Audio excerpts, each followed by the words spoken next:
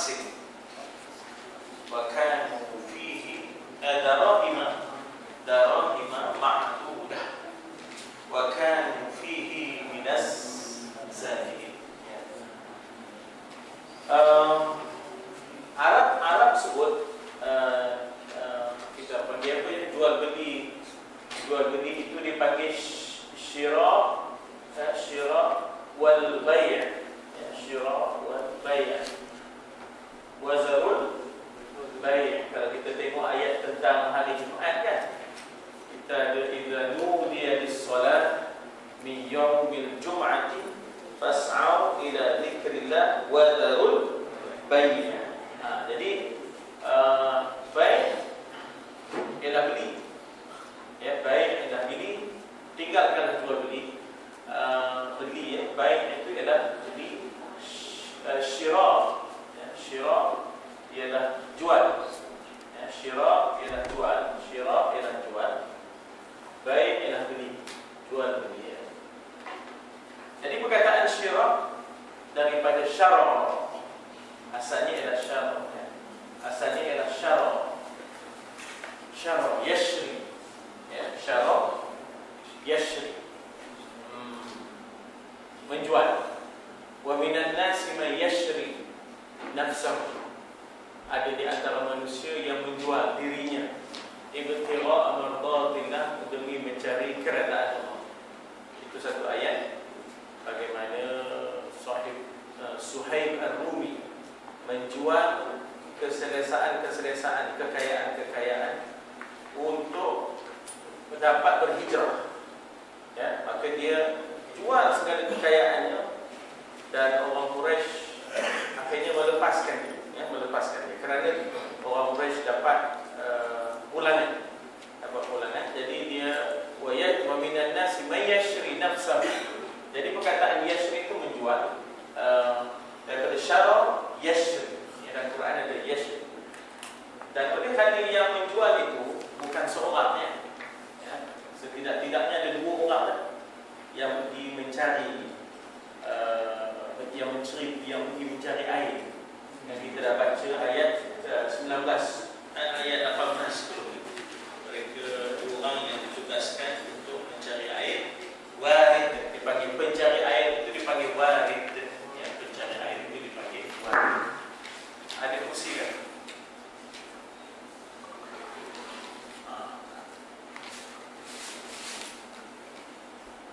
Jadi oleh kerana lebih daripada seorang boleh digunakan lafaz jamak, maka syara jadi syara'u, ya, syara jadi syara'u.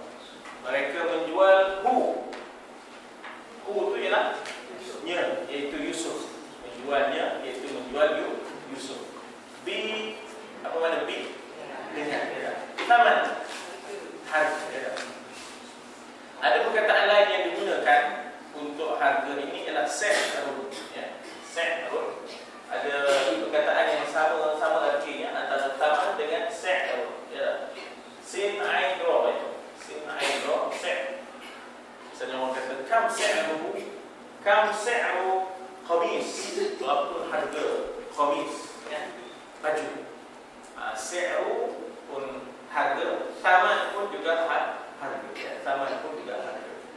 Jadi mereka jual dia di taman dengan harga yang bakhsin, murah, cheap, ya, cheap sale, ya, cheap sale. Maknanya bakhsin dari situ timbullah maknanya kita kata bakhsis. Bakhsis tu kita bagi lebih kurang lah, RM1, RM2, ya tak? RM5 berapa sikit lah, bakhsis, ya tak?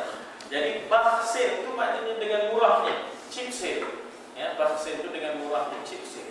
Bi thamani bakhsin, dengan harga yang cukup murah, ya, sebab nanti nak lambat-lambat nanti barangkali Yusuf ni akan ada orang lain pula jumpa dia ke, ataupun tuan yang asalnya jumpa dia ke. Jadi mereka mengambil pendekatan cepat-cepat selesai, ya, yang pencari air ni mengambil pendekatan cepat-cepat selesai. Tak tahu Maulana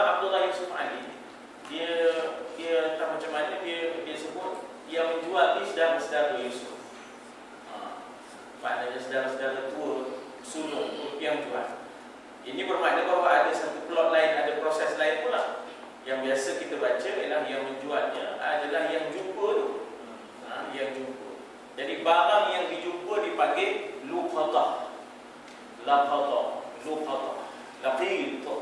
Ya tak, barang pungutan tu dipanggil laqit.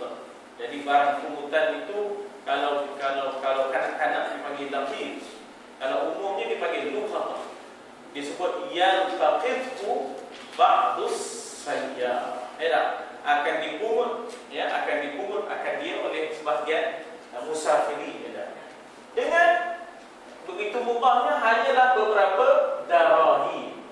Darahim jamak kepada dirham, wang perak. Ya, kalau wang emas dinar. Ya, kalau wang emas dinar dan wang perak adalah maknanya dirham. Ya, dirham jamaknya adalah darahim yang boleh dikira ma'dudah. Kita jumpa ma'dudah ni ialah ayyaman ma'dudat, ialah counted days, maknanya several days, maknanya puasa yang dikatakan puasa Ramadan itu disebut ayyaman ma'dudat. Maknanya daripada 355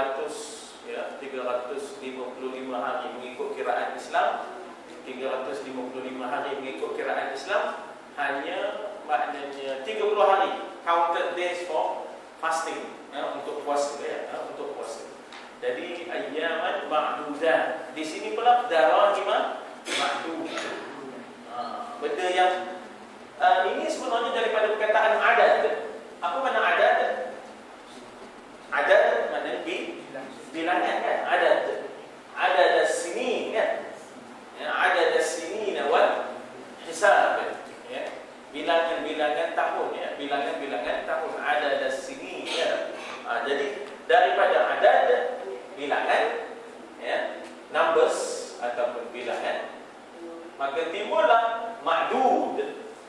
Darahim ma'dudat, counted darahim, ya tak? Ya, maknanya tak banyak lah, boleh dikira dengan tangan. Maknanya tak payah pakai mesin lah. Tak payah pakai mesin. Senang dikira. Jadi kenapa? Sebab wakanu fihi binas zahid. Lawan zahid ialah lawan zahid. Ya. Ini zahid ni bukan zahid yang ada zahid itu kan. Lawan dia cikgu. Cikgu? Halo. Lawan kepada zahidin ialah tami'in ataupun tama'. Tama' cakap Arab, tama'. Cakap Melayu ya. Tama' dalam bahasa Arab ialah tama'. Dalam Melayu kata tama'. Halawul. Ya. Lawan zahid ialah tama'. Yang kita baca yad'una rabbahum khaufan wa tama', kan? Ya. Sifat orang yang beriman itu ialah orang yang apa disebut? Yad'una rabbahum, mereka berdoa memohon menyeru kepada Tuhan dalam keadaan khaufan wa tama', ya, dalam keadaan takut kepada Allah dan tama', mengharapkan sangat, ya, hendak sangat keredaan Allah Subhanahu wa taala. Itu yang khaufan wa tama' wa mimma razaqnahum yunfiqun. Tapi di sini mereka dengan Yusuf ni mereka tak tamak apa-apa. Sebab itu mereka jual seadanya. Dan kalau adalah mereka, ya, adalah mereka fi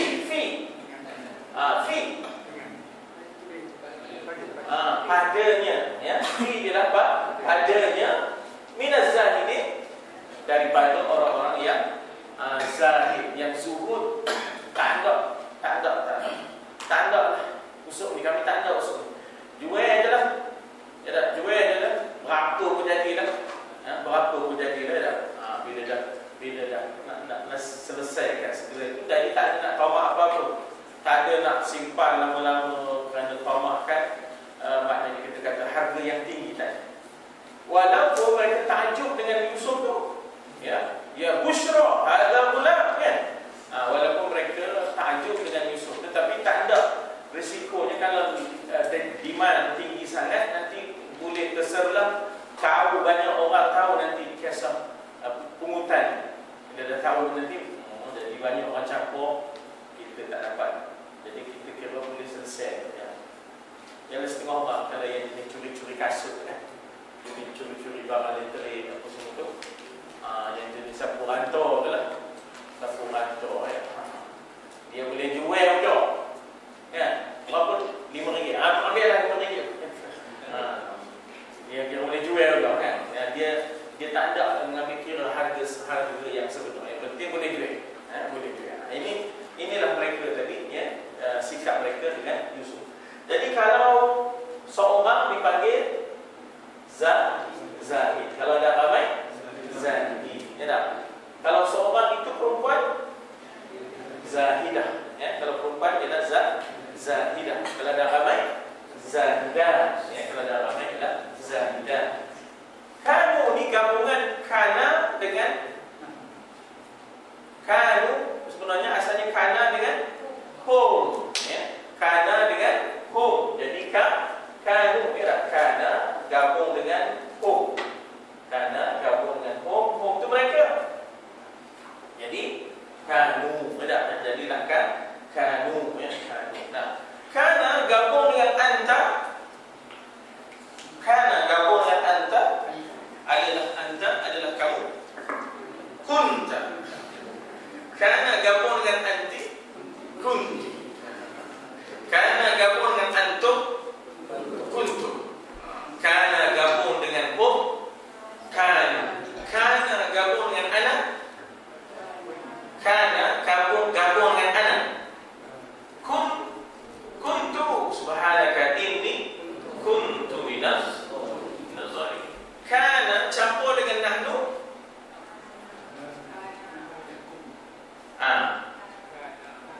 Kana terakhir buah kana. Kunna ya. Inna kunna minas zalimin ya. Jadi kunna inna kunna minas zalimin. Kana tak ada. Anana ada. Jadi kana campur dengan nahnu adalah kami, jadi kunna ya, adalah kami dijadi kunna. Itu analisa perkataan-perkataan yang ada di dalam bahasa Arab. Dan kita kata bahasa Arab itu adalah bahasa Al-Quran. Sebab itu dia boleh bertahan ya, dia boleh bertahan kerana kekuatannya. Selagi ada Quran, selagi itulah ada bahasa Arab. Walaupun dialek banyak, walaupun lahjah begitu banyak, lahjah Mesir dengan lain, lahjahnya Syria pun lain, lahjahnya Saudi lain, Yaman lain, tapi oleh kerana ada yang standard iaitu Al-Quran, maka dia boleh kekal ya, dia boleh kekal di situ ya. Yang menyatukan adalah bahasa Quran ya, yang menyatukan adalah bahasa Quran. Sebenarnya kalau bahasa Arab Mesir bercakap, ya dah, katalah seorang Arab Morocco bercakap dengan Arab Syria, dia pun tak boleh faham. Bahasa Arab masing-masing, dialek masing-masing itu dia pun tak boleh faham. Macam setengah orang yang tak pernah keluar daripada Kelantan dengan seorang lagi yang tak pernah keluar daripada Perlis. Jadi bila berjumpa, dua-dua cakap Melayu tapi dua-dua tak faham ya. Perlis dengan Kelantan ni tadi cakap berjumpa, dua-dua tak faham. Ini pengalaman kami masa di Syria dahulu. Bila masa berbuka tu kami ramai-ramai berhimpun. Dan macam mana Harun ni daripada Tanah Merah, Kelantan, dia tak pernah keluar daripada Kelantan. Kemudian siapa nama tu Syafiq ini daripada Kayang, Perlis. Duduk sebelah rumah, cuba berinteraksi. Orang ni tak faham, orang ni tak faham. Maknanya jenuh berulang-ulang. Bila bahasa yang standard tu baru mula faham. Kena pakai bahasa baku. Tempat hang ada kuih ni. Tempat hang ada kuih ni. Kuih manis. Dia cakap lagi sangat. Tempat hang, dia cakap dengan Harun ni budak Kelantan. Tempat hang ada kuih ni. Kuih manis. Kuih manis tu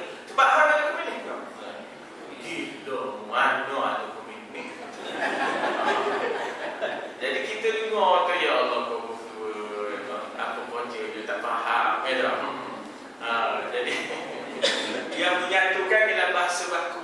Bahasa baku itulah yang menyatukan. Begitulah juga kita dengan Aceh, kita dengan Indonesia, Jawa, apa semua ni. Yang menyatukan ialah bahasa tanah Melayu itu, iaitu bahasa Melayu asal itulah yang dapat yang menyatukan kita di Nusantara, ya, di Nusantara, ya, insya-Allah. Baik, jadi kita rasanya sudah baca, kita belum baca lagi nota kaki ayat 19, iaitu nota kaki 1653 yang berbunyi a'udzubillahi minasyaitonir rajim wa ja'at sayyarah, ya, wa ja'at sayyarah. Jadi nota ni 1653 di bawah sana, ya. Kemudian datanglah qafilah, yakni orang-orang yang bermusafir. Penggunaan sayyarah sekarang ialah kereta, ya. Sekarang kalau sayyarah ni digunakan sekarang dalam konteks sekarang ni ialah kereta, ya, kereta. Tapi masa dulu tak ada kereta, ya, masa dulu tak ada kereta.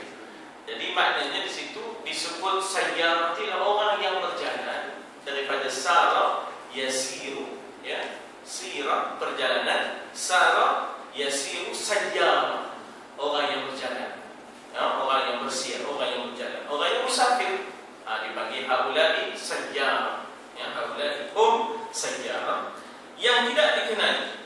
Katanya ahli-ahli perniagaan Arab atau Madian ataupun Midian ataupun Madian. Ya, Madian ini, ya, kita kata bahawa kalau kita baca kemarin kan, dululah bagaimana Madian ini kawasannya atas Jordan, ya, atas Jordan sempadan Syria, duduknya Nabi Syuaib. Kan Syuaib itu kan Madian tempat. Madian. Maknanya bumi itu bumi Kanaan, ya, bumi itu adalah bumi Kanaan. Jadi maknanya daripada atas Jordan itu, ya, daripada atas Jordan itu, maka berdatanganlah mereka ke kawasan Kanaan ini yang sedang dalam perjalanan ke negeri Mesir untuk membawa barang-barang dagangan. Ya, dan kita kata bahawa ketika itu segitiga dagangan itu memang ada. Ya, dah, selain daripada Mesir, selain daripada Makkah, ya, selain daripada Syam dan juga maknanya Yaman, ya, Iraq, Mesopotamia, ya, Mesir dengan Memphisnya. Jadi itu kita kata kegiatan perdagangan yang banyak berpunca daripada sungai-sungai, ya. Sungai Tigrisnya, sungai Nilnya. Jadi perdagangan berjalan dan tentulah mereka akan melalui, ya, negara-negara seperti Lebanon sekarang ini, ya, Syria, Jordan utaranya yang mereka akan lalui sekarang ini, ya, kalau dalam konteks masa, ya, dalam konteks masa. Jadi barang dagangan yang dibawa seperti air wangi yang diproses daripada gaharu misalnya, ya, jadi gaharu itu kalau kita sini mungkin kita menggambarkan sesuatu yang ganjil, ya, tak? Gaharu itu sebab dia macam disangkut-sangkutkan dengan tokong kuil gaharu, ya. Tapi sebenarnya dia bukan ada sangkut semata-mata pada orang Cina. Dia sudah zaman berzaman dijadikan sebagai sumber minyak wangi, kan. Jadi kita rasa pelik bila orang nak tanam gaharu dan sebagainya satu ketika lah, ya tak? Sebab kita ingatkan ini semata-mata untuk colok ke, semata-mata untuk untuk kuil ke. Tapi orang Arab pakai, ya tak? Wangian ini dipakai oleh orang Arab, orang Mesir dan sebagainya. Ataupun bahan perubatan daripada Gilead di Jordania, maknanya kawasan Jordan melangkaui kawasan. Maka sesuai dengan adat kebiasaan, kafilah itu mara dengan adanya kumpulan yang bergerak terlebih dahulu untuk mencari air. Mana ada dua orang pergi, mana tempat yang ada air, kita berkemah di situ. Ya, kafilah yang panjang, caravan yang panjang ni di belakang, ada dua orang berkuda ke depan dahulu untuk reki. Ya, mana tempat yang boleh kita berkemah yang sesuai, misalnya tempat itu dekat dengan sumber air, ya, serta membangunkan kemah berhampiran dengan mereka. Itu yang dikatakan waja'at sayyarah. Waja'at sayyarah. Datanglah suatu rombongan musafir, ya. Dan kemudian fa'arsalu waridahum, maka mereka pun menghantar pencari air bagi mereka, ya. Perkataan warid dari situ timbulnya wird. Kita kata wird sumber air. Ya, wirid itu sebagai sumber air. Ya, maknanya dengan adanya wirid, rohani seseorang itu akan dapat disirami. Ya, dengan adanya wirid, rohani seseorang itu akan dapat disirami. Jadi apabila orang tak ada langsung wiridnya, kan? Ya, orang tak ada langsung wiridnya. Nabi ada tegur orang yang lepas dia bagi salam, dia terus naik. Nabi tegur dia duduk dahulu, bertasbihlah, berdoalah kepada Allah. Ya, maknanya ini sebagai siraman kepada rohani seseorang, kerohanian seseorang. Kita tidak boleh hanya bergantung kepada pergerakan-pergerakan fiqh. Pergerakan-pergerakan fiqh itu maknanya udah sembahyang habis, selesai, ikut syarat sah rukunnya dah selesai. Tapi dari sudut tasawufnya, dari sudut kerohaniannya tak ada. Zero, ya, tak ada. Kira maknanya seadanya je dari sudut fiqh je. Tapi aspek kerohaniannya tidak ada. Jadi wirid itu membantu membajai, menyuburkan kerohanian seseorang. Ya. Jadi wirid sumber air, ya, sebagai mencari. Dengan sendirinya mereka pergi ke perigi dan menghulurkan timba ke dalam. Mereka hairan bila perigi itu kering, tetapi seorang laki-laki muda yang cantik rupa parasnya. Bagi saya bila disebut ulang, ya, bila disebut ulang dengan sendirinya remaja. Ya, disebut ulang dengan sendirinya remaja. Maknanya kalau dah pemuda dia akan sebut syabab, ya, dia akan sebut syab, ya, dia akan sebut syab, bukan ulang. Ulang ni berbudak. Jadi maknanya berbudak nak sampai ke remaja, itu yang dikatakan ulang, lebih tepat, ya, lebih tepat. Heran mereka melihat budak ni, ya, budak ni tadi yang cantik rupa parasnya dalam timba, dan keluar daripadanya bila mereka mengangkatnya ke atas tanah, mana atas daripada perigi itu tadi. Dalam ayat 19 itu disebut wa asarru bidah. Kataan asarru itu daripada maknanya sir. Sir itu maknanya rahsia. Ya, sir itu maknanya rahsia.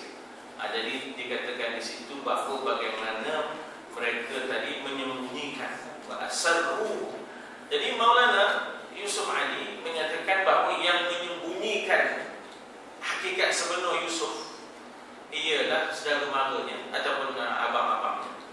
Tetapi yang selalu kita baca, yang menyembunyikan identiti Yusuf ini hanya diketahui oleh dua orang saja yang mencari air. Dia lah yang menjual kepada musafir, ya. Mereka lah yang menjual kepada kafilah-kafilah dagangan dan sebagainya sebagai bid'ah. Asal bid'ah ni ialah barang-barang dagangan. Itu dipanggil goods, ya, barang-barang dagangan. Jadi ketika itu manusia ini boleh dijual beli, ya, di pasar hamba. Kita kata bahawa dalam tradisi manusia, dalam kehidupan ini memang ada pasar hamba, memang ada jual beli manusia, ya, dan walaupun kita sudah moden zaman ini, ya, tapi yang disebut human trafficking itu, ya, selain daripada drug trafficking, di sana ada human trafficking, menjual manusia ni. Nampak gayanya sekarang lagi ganas, lagi keji, ya, lagi ganas dan lagi keji. Maknanya zaman dahulu walaupun jual manusia, ya, saudagar tompel, lempoyan, ya, jual orang lebih baik daripada jual unta. Wow, katanya pasal reganya meh. Jadi maknanya dia satu benda yang memang dah ada sebelum Islam datang. Menjual orang ni memang ada, ya. Cuma orang dulu bila dia sudah jadi hamba, dibagi makan, ya dah, dia ajar dan diasuh dengan agama, ya dah, maknanya dipakaikan pakaian yang mulia.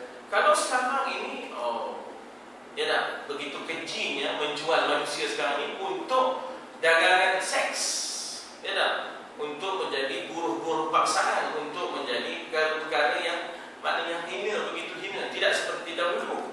Dahulu walaupun mereka menjual manusia, ya, tetapi setidak-tidaknya kita kata bahawa masih ada penghargaan dan harga diri kepada hamba-hamba yang dijual beli. Sekarang ini kalau kita tengok orang-orang perempuan yang dijual beli itu langsung tidak ada penghargaan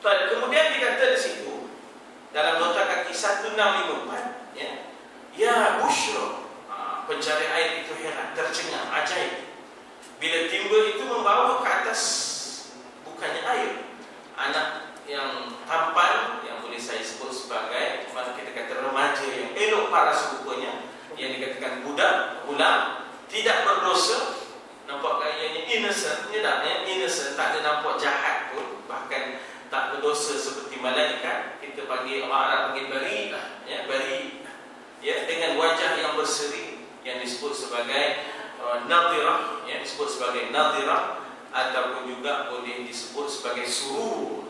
Wajhas sururi, kan Nabi itu disebut sebagai wajhas sururi, wajah yang berseri, wajah yang berseri dalam bahasa Arab dipanggil wajhas sururi. Mithla husnika ma ra'ayna qattu ya wajhas sururi. Seumpama indahnya engkau ya Muhammad, tak pernah kami tengok manusia seindah engkau ya wajhas sururi, wahai orang yang punya wajah yang begitu berseri-seri, yang ceria, jadi berseri-seri seumpama matahari. Itu bandingan anta syamsun anta badr, anta syamsun anta badr, kau bagai matahari, kau bagai bulan purnama. Apakah yang ia patut lakukan dalam keadaan itu? Bagaimanapun, melihat baginda itu sendiri pun sudah mendatangkan rasa suka, rasa terpikat. Melihat Yusuf itu menimbulkan rasa tertambat dalam hati, dan ia berteriak dengan satu berita gembira, ya busyra hadza ghulam, kataan busyra, khabar gembira. Busyra daripada bashir, lawannya nadhir. Nadhir itu khabar duka, khabar ancaman, khabar duka, khabar ancaman, dipanggil nadhir. Tapi itu tak sama dengan nazir. Kalau inspektor sekolah itu dipanggil nazir. Yang itu daripada melihat, itu inspect, nazar yang zuru. Kemudian timbullah nazir, iaitu yang inspect, yang tengok sekolah mana kebersihan, macam mana guru masuk ke tidak ke, tahu ke budak-budak itu semayang ataupun tidaknya. Begitu nazir sekolah dulu begitu. Nazir sekolah dulu kan kita nak gaduh tengok fail. Nazir sekolah dulu dia bukan gaduh nak tengok fail. Dia tengok budak-budak ni, maknanya ada apakah budak-budak yang telah diasuh, dididik. Dicek boleh tak dia semayang misalnya, kan. Dicek macam mana dia menulis. Sekarang dia banyak tengok fail. Dia banyak tengok komputer, Oh, budak tak sentuh dia pun. Budak lenten-leren dia lantar. Tak tahu lah kita macam mana lah pendidikan kita ni. Bukan pendidikan atas khoteh banyak ni. Dah banyak pendidikan atas khoteh, wallahualam. Mungkin ada yang tak setuju sebab ramai cikgu-cikgu sini, kita boleh berbincang lah. Dan ia berteriak kuat, hadza ya busyra hadza ghulam, jadi kalimah Arab yang bermakna berita gembira, good news, nama khas kepada nama rakan yang ia berteriak kepadanya, ya busyra, oi budak baik, oi budak baik, oi berita gembira, berita gembira. Ini dipanggil apa? Isti'arah ataupun personifikasi. Bagaimana benda itu, kita kata berita gembira itu boleh disebut, berita gembira itu boleh disebut, maknanya berita mana boleh disebut, tapi bagaikan dia manusia yang boleh disebut, itu dipanggil personifikasi. Dalam ilmu balaghah Arab dipanggil isti'arah, dalam ilmu balaghah Arab dipanggil isti'arah, pinjam sifat manusia bagi kepada benda yang tak bernyawa. Itu dipanggil isti'arah, Kemudian katanya di situ bahawa kafilah itu adalah kafilah dagangan. Mereka berfikir tentang semua perkara dalam hubungan dengan wang yang boleh didapati daripada semua perkara itu yang mereka fikirkan. Untung rugi lah terutamanya.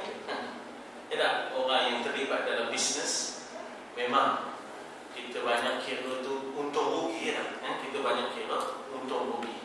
Sebab itu maknanya kita kata bahawa dalam konteks Islam, disuruh supaya orang yang berniaga ni jangan sampai lalai lantaran untung rugi. Rijalun la tulhihim tijaratun wala bai'un an dzikrillah. Laki-laki yang atau manusia yang terpuji ialah yang tidak merekakan akan mereka oleh jual beli tijarah. Ya, wala bai'un an dzikrillah, daripada mengingati Allah Subhanahu wa taala. Sebab itu kita di Mekah kan. Kita di Mekah time sembahyang jangan kita nak berjual beli. Ya, jangan kita nak berjual beli. Dia serokoknya je ya. Tak payah kunci-kunci ya. Serokok dia dengan kain saja. Ya, serokok dia dengan kain. Apabila dia bersembahyang. Sebab terpahat pada diri mereka ya, surah An-Nur, rijalun la tulhihim tijaratun wala bai'un an dzikrillah. Tidak akan melegakan mereka lantaran perniagaan daripada mengingati Allah. Ya, yakhafuna yawman tataqallabu fihi al-qulub wal absar. Mereka takut di mana hari itu akan berbolak-baliklah. Hati manusia berdepan dengan mahsyar, berbolak-baliklah hati manusia dan matanya. Ya, matanya bulat-bulat berdepan dengan pada mahsyar. Jadi dalam konteks peniaga memang kita banyak bicara untung rugi. Ya, kita banyak bicara soal wang yang boleh didapati. Di sini mereka dapati pemuda ataupun remaja yang tidak dikenali, yang tidak ada keluarga yang memilikinya, yang memiliki kecantikan luar biasa, jiwa pemikirannya halus, beradab tinggi. Ya, ini barangkali dibaca daripada body language yang ada pada Nabi Yusuf. Sebagaimana juga keadaannya, tubuh badannya sedemikian indah, boleh dijual dalam pasaran hamba yang mahal di Memphis, ya, atau mana-mana kepala negeri, ya, wangsa Hyksos yang sedang memerintah Mesir waktu itu. Jadi kita ada kerajaan Mesir, ya. Kita ada kerajaan Babylon, Mesopotamia, kita ada kerajaan Memphis, kita ada kerajaan Sumeria, kita ada kerajaan apa lagi? Yanzikiang, kita ada kerajaan Indus, apa lagi ni? Ganges, apa semuanya. Semua kerajaan-kerajaan itu termasuk kerajaan Perak dahulu. Semuanya paksinya adalah sungai. Ya, paksinya adalah sungai. Sebab itu kalau kita berakit, berebut naik sungai, pergi lalu sungai Perak, kita akan jumpa banyak masjid-masjid tinggi di pesisiran sungai. Pasal kita dah banyak ke jalan, kita dah banyak ke tembok, kita buat masjid di tembok. Tapi bila kita turun ke sungai, ikut sungai, kita akan nampak masjid-masjid yang sudah ditinggalkan. Dahulu masjid itu maknanya makmurlah, sebab orang menjadikan sungai sebagai laluan utama dahulu kan. Maknanya daripada Karen naik feri, naik bot, ramai-ramai nak nyampe ke Lombok, Teluk Insin, maknanya nak nyampe ke Lombok ataupun turun pagi balik sampai ni petang. Singgahnya, ya Allah, sebab ada orang panggil pula, nak naik, nak naik, awak nak ke mana? Katanya, udah, jadi buat masuk ke tepi, ngambil pula dengan siang, dengan apa, nak nyampe ke Lombok tu, makan tengah hari, makan petang sekali, itu suasana dahulu, ya. Jadi dikata pun di situ dijual, maka alangkah mahal harga yang boleh dicapai olehnya kalau dijual di sana, di pada kerajaan Memphis di Mesir, ya. Ternyata bahawa ia dibeli oleh Al-Aziz, pembesar negeri, yang dikatakan sebagai menteri keuangan atau Perdana Menteri ketika itu, membeli Nabi Yusuf AS, ya. Dan mereka mahu menyembunyikan takut beliau itu adalah hamba orang lain yang telah lari daripada penghulu, yang mungkin datang dan mengambilnya balik. Dipanggil Abiq, ya. Yang lari ini, hamba yang lari dipanggil Abiq. Abiq itu maknanya hamba yang lari. Apa istilahnya? Kalau bahasa Inggeris ini yang sentiasa lari ini Ex-con, ada lagi satu. Ada lagi satu. Fugitive, lari dia kerjanya. Dia tak boleh, tapi dia kerja lari. Nyorok daripada orang. Jadi takut Abid ini dalam bahasa Arab dipanggil Abid. Dia barangkali tiba-tiba dapat jumpa balik tuannya. tuan-tuan. Jadi sebelum apa-apa biarlah kita cuek. Kadang-kadang yang kasut-kasut tu ya, yang dimuncul itu sudahnya tuan dia pergi balik. Nak ditabur tak berani tak. Nak ditabur tak berani, tak berhati dia pun. Daripada beli balik sudah. Sebenarnya jual beli itu pun tak sah. Jual beli benda curi pada sah. Jual beli benda curi tak sah. Tapi apa kena dia pasal berkenan benda tu. Kenan macam dah kita punya. Kita punya beli balik dalam tu ada. Kalau kita beli itu dosa. Tidak lah, kita tak adalah sebenarnya jual beli tak sah. Kita sepatutnya boleh buat pengaduan dah. Boleh buat pengaduan sepatutnya. Tapi apa pun mesti ada bukti. Bagaimana Sayyidina Ali membawa kes Yahudi pakai baju besi dia. Tiba-tiba Hakim Shuraih tanya, apa bukti yang baju besi itu kamu punya, ya Amirul Mukminin? Tak ada bukti. Kan kes itu menang Yahudi kan. Dan akhirnya Yahudi itu masuk Islam sudah. Pasal Khalifah kalah. Khalifah kalah dalam kes itu. Khalifah kalah. Masa sekarang ayah Khalifah yang kalah. Mesti menangnya kan. Mesti menangnya. Silat-silat kes tu tak ada proceeding pun. Jadi maknanya di situ kita kata bahawa dalam keadaan sentiasa barangkali budak ni tadi, kalau dilambat-lambatkan nanti ada yang mengambilnya nanti. Suasana itu adalah sedemikian pelik dan pedagang itu sangat berhati-hati untuk maknanya jangan sampai terbongkar rahsia mereka menjumpai maknanya Yusuf ini tadi. Jadi dijadikan Yusuf itu sebagai bid'ah wa asarruhu bid'ah. Bid'ah itu ialah badai. Arab sebut badai itu ialah goods, barangan. Perkataan asarru ni tuan-tuan kita jumpa dalam suratul Mulk. Tetapi sana dengan fi'il amar. Wa asirru. Di sini wa asarru. Di sini fi'il madhi. Fi'il madhi past tense. Telah berahsia mereka akan kewujudan Yusuf. Tapi di sana wa asirru dan rahsiakanlah. Di sini telah merahsiakan. Wa asarru ni telah merahsiakan. Wa asirru dan rahsiakanlah. Asirru rahsiakanlah. Asarru telah merahsiakan. Telah merahsiakan. Asirru merahsiakan. Rahsiakan. Kalau asirru rahsiakan, asar telah merahsiakan. Bezanya ialah antara fi'il madhi past tense dengan imperatif, suruh ialah fi'il amar. Kemudian katanya apa? Wallahu alim bima ya'malun. Maknanya betapa pun cuba nak merahsiakan sesuatu, maka Allah tahu. Allah Ta'ala tahu apa yang diketahui oleh Nabi Yusuf, apa yang diketahui oleh abang-abangnya, apa yang dibuat oleh abang-abangnya, apa yang berlaku kepada ayahnya Yaqub. Wallahu alimun bima ya'malun. Allah itu tahu, Allah itu tahu. Jadi katanya dalam nota 1656, pada orang-orang yang mempunyai fikiran yang berlainan, melihat pelbagai angle, melihat pelbagai sudutnya, kita tak boleh melihat sesuatu itu pada satu sudut je. Kita tengok rumah itu, kita tengok pelbagai sudut. Nak boleh kita buat adjustment, ketentuan besar ke kecil, tak boleh tengok satu angle-nya, satu sudutnya. Kena tengok dari tepi, kena tengok dari depan, kena tengok dari atas, kena tengok dari belakang. Jadi itulah dinamiknya manusia yang mempunyai fikiran yang berlainan. Sebab itu mengurus manusia ni maknanya itulah dia pemimpin ni dah.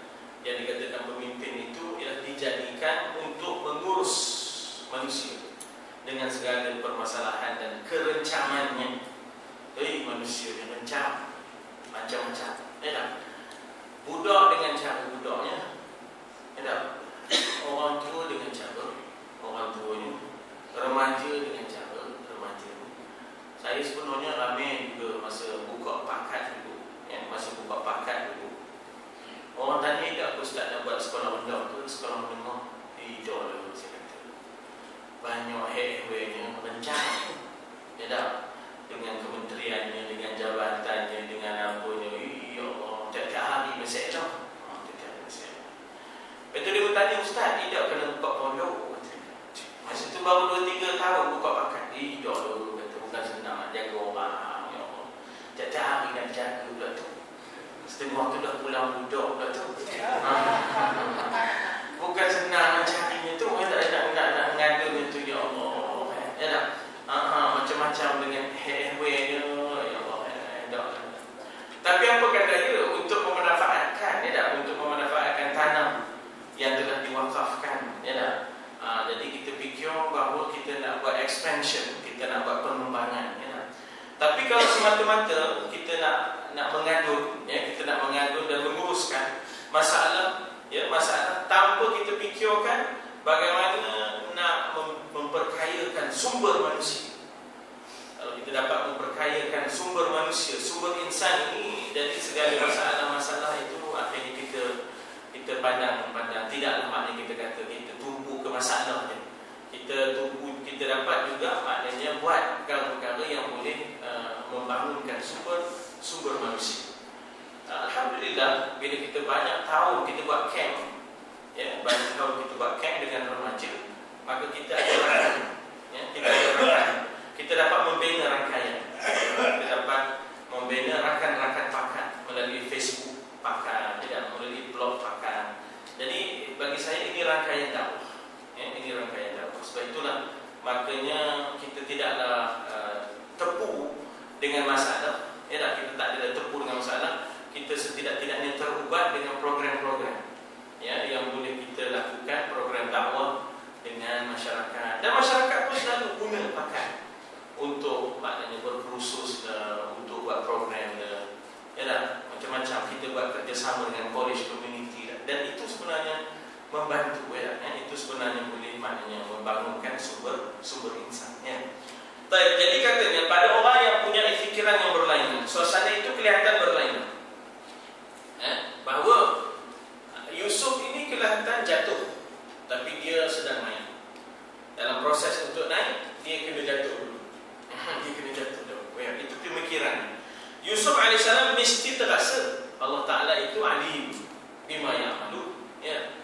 Tentu ada rasa duka cita dengan kehilangan ayahandanya, pula tentu rasa duka cita. Yusuf tentu terasa hati dengan khianat, ikut labunnya dengan ayahnya, ya tak? Lepas kalau Yusuf, ya, arsilhu ma'ana, ya, nal'ab wa namta', ya tak? Lepas kalau dia rusuk ni dengan kami, biarlah dia lepas ngap. Lepas ngap, ya, orang dulu kata ngap, ya tak?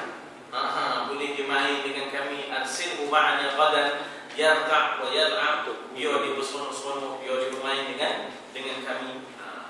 Rupanya itu semua jangan tidak, lip services, labu mulut je. Itu labu mulut je. Sebenarnya ada konspirasi, ya. Jadi tentu Yusuf terasa, tapi Allah Ta'ala bagi dia satu nabi'unnah, maknanya kamu nanti jangan risau sampai masanya kamu akan ceritakan balik, hey, ini pada demo apa yang mereka telah lakukan pada kamu, ya. La tunabbi'annahum, ya, bima fa'alu, la tunabbi'annahum bi amrihim hadha, ya. Jadi itu yang mengubah hati Yusuf, ya, dengan ilham itu. Dan Allah Ta'ala Maha tahu ayahandanya tenggelam dalam rasa duka cita. Sabrun jamil, kata ayatnya, ya, fasabrun jamil, maknanya apa yang aku buat ialah kena bersabar. Wasta'inu bis sabri was salat. Jadi sabrun jamil. Sabrun jamil itu ialah predikat kepada subjek. Apa subjeknya? Sabri. Subjeknya ialah sabrun jamil. Sabrun jamil itu jadi predikatnya, ya. Sabrun jamil itu khabar. Mana mubtada'nya? Mubtada'nya tidak kelihatan. Apa mubtada'nya? Apa subjeknya? Sabri, ya. Sabri, kesabaranku ialah sabrun jamil, iaitu sabar yang begitu elok untuk berdepan dengan mihnah, fitnah yang ataupun mihnah yang dihadapi, cubaan yang dihadapi. Jadi itu semua dalam pengetahuan Allah yang Yakub begitu rasa duka cita dengan kehilangan anak lelaki kesayangan. Saudara-saudaranya itu pula sedang bergembira. Itu pun dalam pengetahuan Allah. Wallahu alimun, ya, wallahu alimun bima ya'malu, ya. Semua itu dalam pengetahuan Allah. Maknanya kita jangan sampai kehilangan Tuhan. Kita tu kadang-kadang tenggelam punca, ya. Bila lupa Tuhan ni tenggelam punca, ya. Ada orang tak nak makan, ya. Bila kematian suami kan, makan je. Ada orang tak nak kahwin, bila kematian suami, kahwin je. Nak muda lagi, anak-anak kecil, tak boleh katanya. Kalau abang kasih balik, katanya. Abang kasih mana, kasih pengaman, katanya. Bila pula balik, dah meninggal, bulan puasa di balik, katanya. Itu yang tak ada kahwin tu. Orang ditengok dia gambar tu dah tak ada, katanya. Gambar berakhir pendek tu dah tak ada, katanya. Jadi risau itu tak ada dia balik. Memang dia meminta balik tapi tak dapat balik. Memang ada dia meminta balik. Dalam hadis menyatakan mereka memang minta balik tapi tidak diizinkan. Namkan naumatil arus, rehatlah kamu sebagaimana rehatnya pengantin. Itu kepada orang yang mendapat nikmat di alam barzakh. Jadi mereka tak boleh balik semua.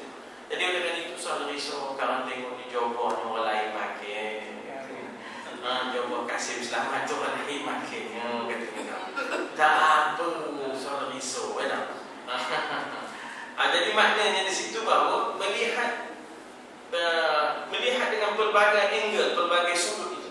Ya, melihat dengan pelbagai sudut itu untuk memastikan sumber tenaga manusia ataupun sumber keinsanan itu, sumber kemanusiaan itu dibangunkan.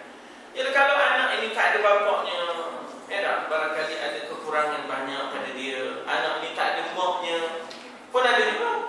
Ada yang kehilangan isteri, tak kahwin-kahwin, pun ada juga. Jadi anak itu masih memerlukan kasih sayang maknya. Sebab itu Nabi senang je tuan-tuan. Habis berdoa lepas sembahyang, isytihad. Sebulan-sebulan telah menjadi janda kematian suami. Siapa di antara tuan-tuan yang ingin memperistrikannya? Begitu. Biasa di zaman Nabi itu diisytiharkan, saya mempunyai anak-anak perempuan 3 orang. Siapa agaknya yang sudi untuk memperistrikannya? Begitu. Tak ada lah. Maknanya kita kata tak susah dalam zaman itu. Tak susah dalam zaman itu. Jadi kita ni agak maknanya terlalu terbawa-bawa dengan protokol dan sebagainya, menyusah-nyusahkan. Menyusah-nyusahkan sampai nak payah nak kahwin. Jadi payah nak kahwin pula. Susah hati mikir orang. Jadi dikata saudaranya sedang bergembira dengan rancangan menghapuskan yang mereka sangat benci terhadapnya. Pedagang itu bergembira, puas dengan keuntungan yang mereka perolehi hasil dagangan itu. Tetapi ruang kefahaman masing-masing adalah sangat terhad. Masing-masing tak nampak. Kita pun tengok dari jauh kan, kita tengok hutan kan. Kita kata seorang yang dipanggil orang yang terlibat dengan alam sekitar, sahabat alam sekitar, dia punya dimensinya tersendiri dalam melihat hutan. Orang yang saudagar balap, bila tengok hutan, dia kira berapa kompartmen boleh dia dah. Mula mengira berapa ribu dah. Di kalangan ahli motivasi pula, dia fikirkan ada tak air terjun situ. Boleh kita buat maknanya resort untuk maknanya training dan sebagainya. Di kalangan orang raja herba pula, dia melihat ini mesti ada tongkat Ali ni. Walaupun Sayyidina Ali tak sampai ke situ, tapi tongkat dia mesti ada ke situ dah. Jadi maknanya ruang kefahaman masing-masing melihat sesuatu, melihat maknanya kita kata kes Nabi Yusuf ini masing-masing dengan pandangannya. Yakub dengan keadaannya, abang-abang yang sulung dengan keadaannya. Nabi Yusuf sendiri tentu ada sesuatu pada diri dia. Semua itu wallahu alim. Allah itu Maha mengetahui atas itu semua. Allah Maha mengetahui tentang amalan-amalan, perbuatan-perbuatan mereka, perasaan mereka, niat mereka, matlamat mereka, baik buruknya niat, baik buruknya matlamat dan ia yakni Allah sedang menjalankan perencanaannya sendiri. Bagaimana nak kita kata leadership under making, bagaimana kita kalau tengok orang yang kena zalim masuk dalam penjara, kita rasa kesian, tapi sebenarnya ini proses untuk melahirkan seorang pemimpin. Tak tentu. Tak tentu. Kalau kita tengok maknanya orang yang kena aniaya lalu dia maknanya kita kata dipenjarakan. Tapi rupanya itu proses membina kepimpinan. Dibuang dia berkelana di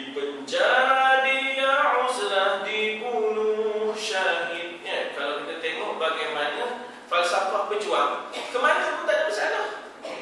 Kemana pun tak ada masalah. Dibuang, dia berkelana di tempat itu. Dia kenal orang, dia belajar pengalaman. Di penjara, dia pun senang daripada dunia. Lalu dia menghafal Quran, dia menulis tafsir. Fahamkah? Siapkan tafsirnya dalam penjara. Syahid Said Qutb siapkan tafsirnya di dalam penjara. Jadi tak ada apa yang memenjarakan dia sebenarnya. Tak ada apa yang memenjarakan dia sebab dia bersama Tuhan ke mana pun. Ada orang dah bebas tapi masih terpenjara. Ada orang dah lepas bebas kelihatannya tetapi sedang terpenjara. Terpenjara dengan hutang, terpenjara dengan takut manusia, takut kepada dunia, terpenjara dengan sistem feudal, terpenjara dengan kasta, terpenjara dengan keturunan, macam-macam.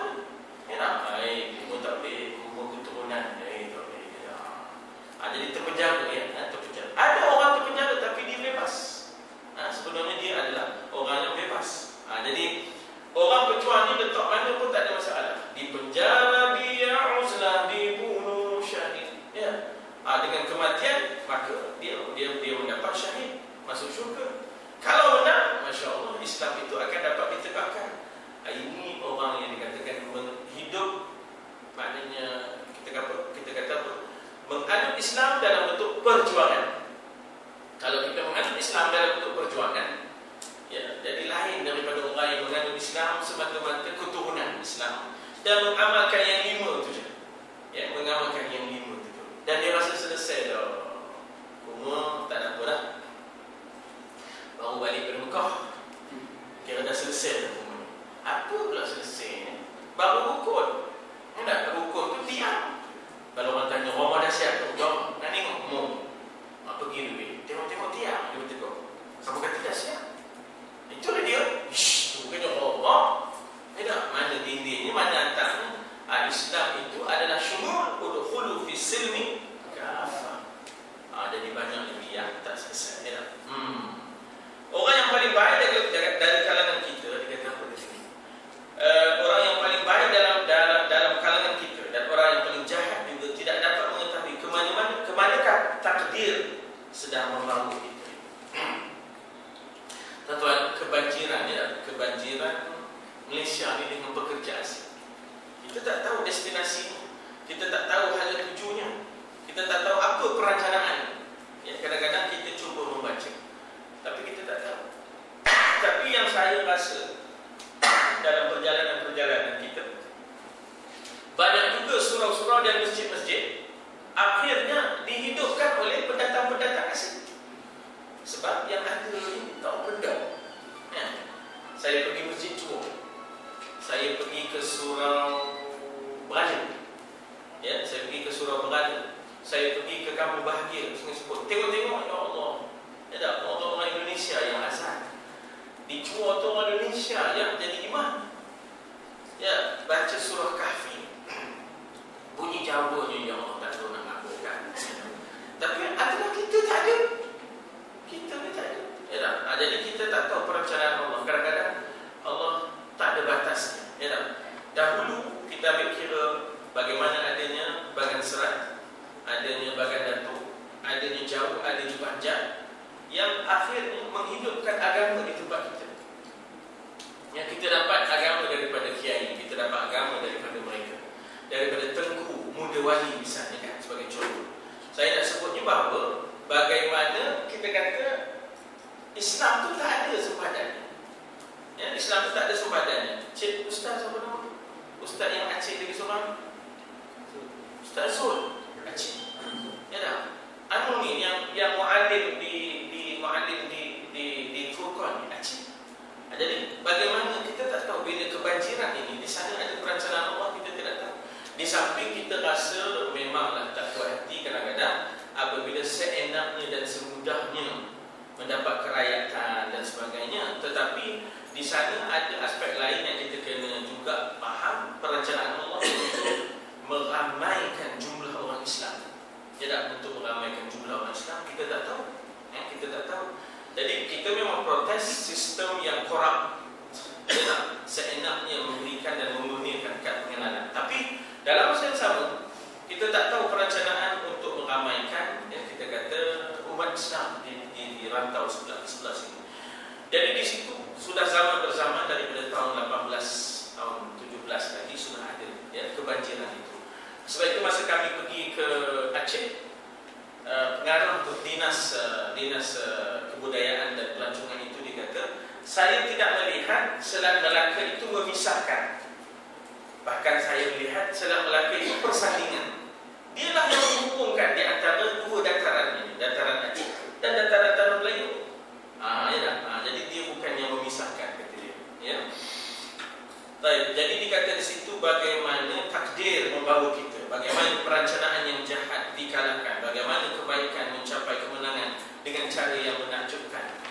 Ini semua di dalam wa makaru wa makarallah wallahu khairul makirin innahum yakiduna kaida wa akidu kaida.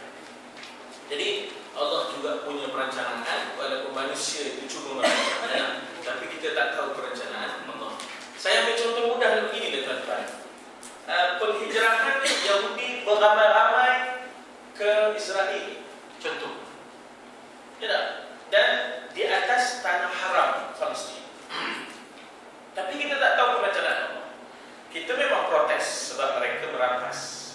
Tapi dalam masa yang sama, dari sudut pandangan kerohaniannya, bila dah mereka berimpun di satu tempat, dia orang semut juga kan? Ada berimpun dengan gula ya? Dia macam perangkat atau dia mengambil situ ya.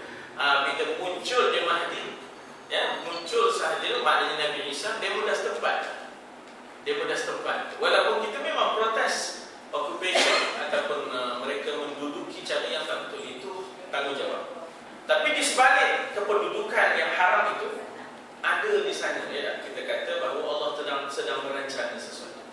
Daripada mereka bertebaran di Rusia, di Eropah ni, ya, di UK, di Amerika, mereka ramai pula di situ. Esok sampai masanya bila berperang dengan orang Islam dipimpin oleh Imam Mahdi, Nabi Isa dan sebagainya. Jadi akhirnya Allah Ta'ala nak menentukan ajal mereka setempat, ya, senang digaduh, ya, senang digaduhnya setempat, ya. Bukanlah kita reda dengan kependudukan yang haram itu, tidak, ya, kekejaman mereka kita tidak reda. Tapi di samping usaha-usaha fiqh kita, jihad kita, ya, perjuangan kita, itu usaha fiqh. Di samping usaha-usaha fiqh kita, di sana ada pandangan rohani kita. Apa pandangan rohaninya? Allah sedang mengatur mereka ni duduk setempat. Jadi sampai masanya bila perang selesai. Di Eropah kita merangkak semua kat benda, ya. Jadi ada perangkatnya dia pun datang di situ. Kalau tahu lah kita merangkak. Habis di situ masuk pada ayat 20, iaitu nota kaki di 1657. Dan dikatakan mereka menjual dia, ya, dengan harga yang begitu murah. Di zamanin bahsin dengan harga yang begitu murah. Iaitu dikata darahim beberapa dirham yang boleh dikira ma'dudah, ya. Wa kanu fihi min az-zahidin, demikianlah rendahnya harga bagi dia pada sisi mereka. Mereka tak tamak apa-apa daripada Yusuf. Yang penting selesaikan, ya, jangan sampai terbongkar. Tengok di situ perkataan dirham, rupanya kalimat Yunan, ya, yang bermaksud kepingan wang perak yang kecil berlainan berat dan nilai dalam zaman-zaman. Maknanya kita kata bahawa lagi berat, lagi bernilai, ya, dan juga berbeza daripada negeri ke negeri, ya. Sebab itu dia ada dirham Baghdad, ya, dia ada dirham maknanya Saudi misalnya, dia ada perbezaan sedikit, ya. Emas pun begitulah, ada emas pun ada perbezaan. Ia adalah, kemudian dia kata apa di sini? Pada keseluruhannya, ianya boleh dianggap sebagai wang yang bernilai lebih kurang 6 dirham atau, ya, pence, ataupun 8 ataupun 10 ataupun 12 kalau Britishnya, ya.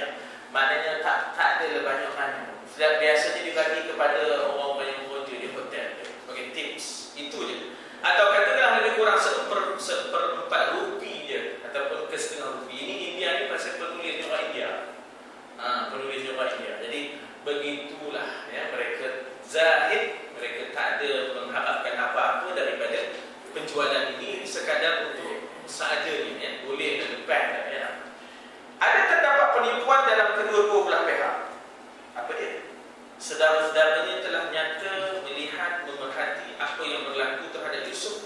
Bila mereka melihat pedagang mengambilnya dan menyembunyikannya, mereka datang untuk meminta harga sebagai seorang hamba abdi yang telah lari daripada tuannya, tetapi mereka tidak berani meletakkan kadar harga yang tinggi. Jadi maknanya apa yang nak disembunyikan itu bukan saudara mereka. Dia menganggap itu hamba. Dia menganggap itu boleh ambil kesempatan harga. Ini yang dikatakan Maulana Abdullah Yusuf Ali menganggap bahawa yang menjualkannya adik-beradiknya sendiri. Tapi yang saya baca banyak, yang menjualkannya yang jumpa tu lah. Yang adik-beradik tak ada head dah. Tak ada head. Takut-takut tujuan mereka untuk menghilangkannya nanti tak tercapai. Jadi bagi dah berapa pun, bawa dah dia jauh-jauh. Tak siur dah tengoknya. Jadi ahli perdagangan itu cukup arif untuk menafikan dakwaan saudaranya dalam pemikiran mereka, tetapi mereka tidak sanggup untuk tawar-menawar bagi menurunkan harga. Takut mereka tidak akan mendapat langsung harta yang bernilai untuk dijual di Mesir pula, yang baru mereka dapat. Maka dengan itu jiwa manusia yang paling berharga pada zaman itu terjual sebagai hamba, sebagai hamba. Tuan-tuan perempuan, kalau zaman kita ini pun, ya Allah, penganiayaan yang dilakukan kepada wanita, kanak-kanak, berlakunya human trafficking ini lagi dahsyat, lagi teruk daripada zaman itu, lagi teruk daripada zaman itu. Jadi maknanya kita kata bahawa betapa mereka bukan sekadar maknanya dijual beli tetapi diperas ukut, dan memperkayakan orang yang sudah kaya, kemudian dikelilingi pula oleh gangster, oleh bangsa atau apa namanya, hidup dalam keadaan ketakutan, nak lari daripada perhambaan seks misalnya. Ada seminar yang berkaitan dengan zakat, yang memang di antara asnaf zakat itu dah hamba. Dan zaman sekarang memang tak ada hamba dalam bentuk yang dulu, tetapi hamba seks. Bagaimana mereka terperangkap dan mereka kena kumpul sejumlah wang untuk bebaskan mereka daripada perhambaan seks. Jadi seminar itu yang saya ingat tahun 2003 diadakan di Selangor, tahun 2003, dan dia semacam mendapat suatu kata sepakat dalam resolusi itu, ialah bahawa hamba seks ini berhak dan wajib dibantu. Wajib dibantu untuk apa? Melepaskan mereka daripada perhambaan itu. Jadi walaupun kita tak bayangkan asnaf zakat itu pelacur, memang kita tak bayangkan, tetapi kita jangan bayangkan pelacur. Kita bayangkan mereka dipaksa, dipaksa, dan mereka menjadi hamba kepada suatu industri yang kecil. Jadi kalau mereka perlu dibantu untuk bebaskan daripada perkara mungkar itu wajib dibantu. Itu wajib dibantu. Jadi itulah kita lihat bagaimana